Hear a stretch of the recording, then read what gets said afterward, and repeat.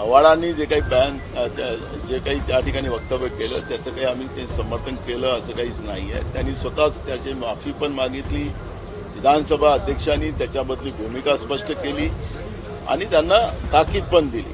ते आपण सगळ्यांनी पाहिलेलं आहे. ते रेकॉर्ड पण आहे.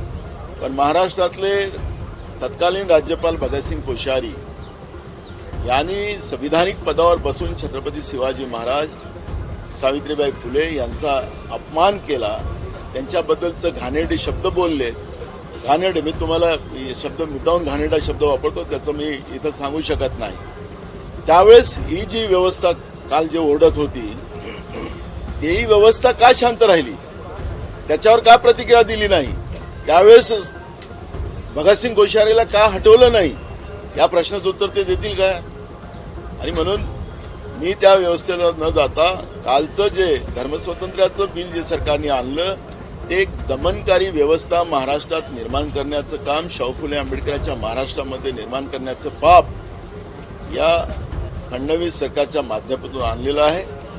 आणि याच्यामध्ये जे काही क्लॉज होते त्या क्लॉज बाबतची एक चर्चा विधिमंडळ कमिटी, म्हणजे त्याला संयुक्त समिती असं म्हणतात, त्या कमिटीच्या समोर जावं आणि त्याच्यातून निष्कर्ष करून मग हे बिल विधानसभेत आणावं आणि एकमताने मंजूर करावं, ही भूमिका आमची होती. त्या पद्धतीची भूमिका आम्ही लोकांनी मांडली. पण सरकारनं दमनकारी व्यवस्था निर्माण करून काही जातींना, काही धर्मांना टार्गेट करायचं प्लॅन या सरकारने केलेला आहे आणि ते कायद्याच्या स्वरूपात पाशवी बहुमताच्या आधारावर त्यांनी आणलेलं आहे. त्याचा आम्ही विरोध करतो. अजून खूप खेळ होणार आहे.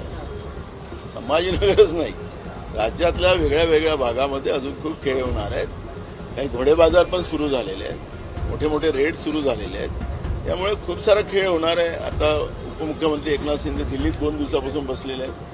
आता उद्या राज्याचे मुख्यमंत्री दिल्लीत जातील.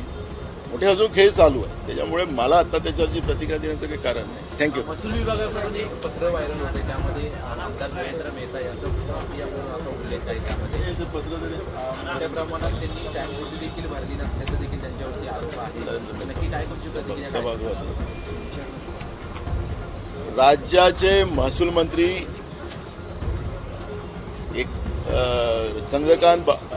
चंद्रशेखर बावनकुळे यांनी काही लोकांच्या निवेदनावर भाजपचे आमदार नरेंद्र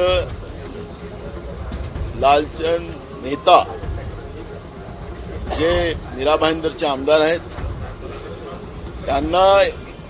त्यांच्याकडे मोठ्या प्रमाणात स्टॅम्प ड्युटी त्यांनी दिली नाही. सरकारी व्यवस्थेवर दबाव आणतो आहे आमदारकीच्या माध्यमातून, सत्तेच्या आधारावर. आणि म्हणून त्यांनी जे पत्र लिहिलं त्या पत्रावर चंद्रशेखर बावनकुळेंनी जे पत्र विभागाला पाठवलं त्या पत्रावर भूमाफिया नरेंद्र लालचंद मेहता असा उल्लेख करून त्यांचे आमदार हे भूमाफिया आहेत, आदिवासीच्या जमिनी ताब्यात घेतल्यात, त्या भागात राहणाऱ्या गुजरातींच्या जमिनी ताब्यात घेतल्यात, अनेक मराठी भाषिकांच्या जमिनी ताब्यात घेतल्या आणि त्याची तक्रार पीएमओ पर्यंत झाली. पीएमओचा फोन राज्याच्या मुख्यमंत्र्याला आला आणि मुख्यमंत्र्यांनी त्यांचे जे आहेत शेखर परदेशी त्यांना कामाला लावलं. आता सगळ्या इन्क्वायऱ्या सुरू झालेल्या आहेत. म्हणजे आता भूमाफिया हा शब्द राज्याच्या महसूल मंत्र्यांनी स्वतः आपल्या आमदारांच्या बद्दल व्यक्त केलेला आहे.